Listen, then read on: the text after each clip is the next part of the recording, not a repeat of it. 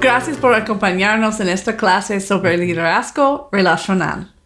Toda persona es un líder, por lo menos a nivel personal y relacional. Y en la primera porción aprendimos que somos un real sacerdocio y algunas funciones de un sacerdote. ¿Sabía usted que cuando Moisés sacó al pueblo de Egipto no habían sacerdotes? Los sacerdotes no fueron nombrados hasta que hubo extremo pecado entre el pueblo. Durante algunos años, Moisés dirigió al pueblo por el desierto sin sacerdotes, porque el pueblo guardaba la alta autoridad moral de Dios. Pero cuando comenzaron a alejarse de la dirección de Dios, los sacerdotes fueron nombrados para guiar al pueblo a vivir conectados con Dios y obedecerlo. Cuando vivimos en relación y sumisión a Dios, su vida y su poder fluyen hacia nosotros y por medio de nosotros. Nuestro liderazgo relacional y autoridad está directamente conectado a nuestra sumisión a las leyes morales o rectitud y el corazón de Dios, Él es quien delega esa autoridad a nosotros. Las relaciones pueden ser difíciles y riesgosas en muchos de los casos. El liderazgo exige que a medida que cada uno camina hacia su propósito y destino, entramos en ese riesgo en donde otros pueden distraernos o traicionarnos. Ningún líder está libre de dificultades, abandono y traición. Incluso Jesús estuvo a veces frustrado, abandonado y traicionado. Pero Jesús estaba seguro en su relación con Dios y se centró en cumplir su propósito del reino a pesar de lo que otros decían o hacían. El liderazgo relacional toma valentía y amor para comunicarse claramente y confrontar cuando sea necesario, manteniendo la conexión y echando fuera todo el miedo que detiene el amor. Hay un cierto nivel de confianza y vulnerabilidad de entrar en una relación sabiendo el riesgo de ser herido y o no conseguir lo que se desea. Cuando manejamos en las curvas peligrosas de las relaciones, si entramos en temor, nos podría llevar a controlar las cosas y a otros para protegernos, pero así perjudicaríamos nuestro liderazgo. Sí, a veces las acciones de otros traen temor a nosotros, pero cuando somos vulnerables y manejando las dificultades con humildad, enfrentándonos al peligro de conflicto, confrontación y cambio, encontraremos la gracia de Dios que nos da el poder que necesitamos para edificar la intimidad y la confianza en nuestras relaciones. Recuerdo que cuando nos casamos, sentí la gran magnitud del pacto que había hecho y fue un poco aterrador también porque hacer un pacto significaba que me estaba comprometiendo al riesgo de experimentar dolor, sufrimiento, dificultad y pérdida. Yo recuerdo que esa noche estabas un poco serio, Callado. que estabas pensando en la magnitud de lo que habías hecho.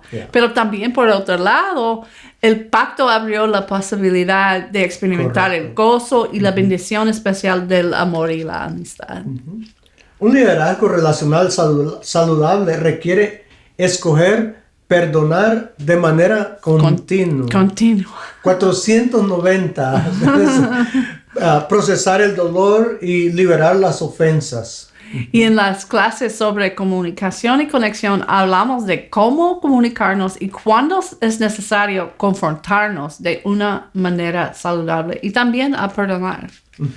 Los líderes buscan poner límites adecuados y saludables en las relaciones y de aplicar las consecuencias apropiadas cuando se cruzan los límites. Ellos no manipulan ni controlan a otros, ni permiten que otros los manipulen y controlen.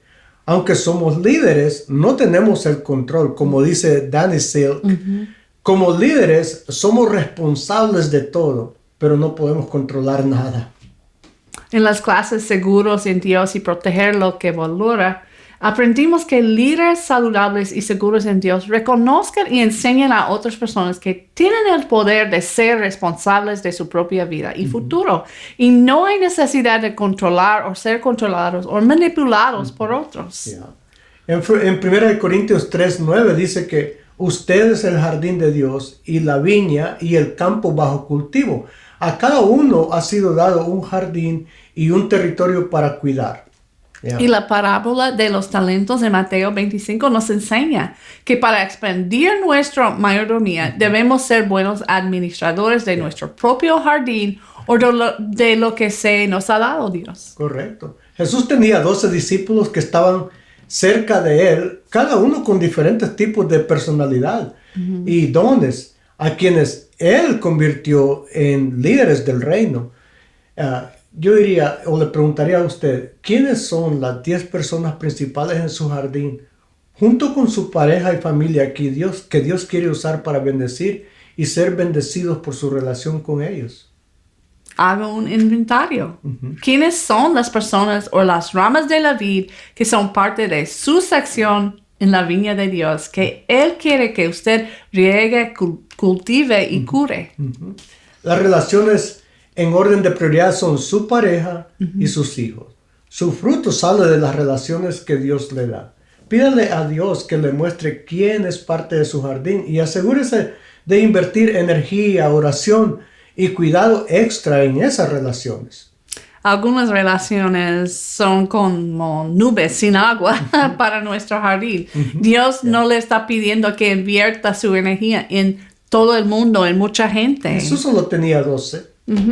No somos responsables de controlar a los demás, fijando, protegiendo, rescatando o cargando su carga.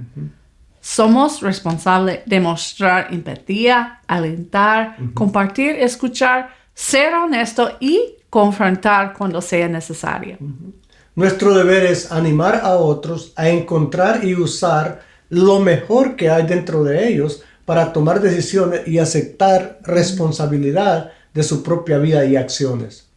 Comparta con ellos su fe basada en la voluntad de Dios y su promesa en 2 de Pedro 1:3, donde dice que Él ya nos ha suplido todo lo que necesitamos para la vida y la piedad. Y como sacerdotes, guiarles a encontrar a Dios por sí mismo.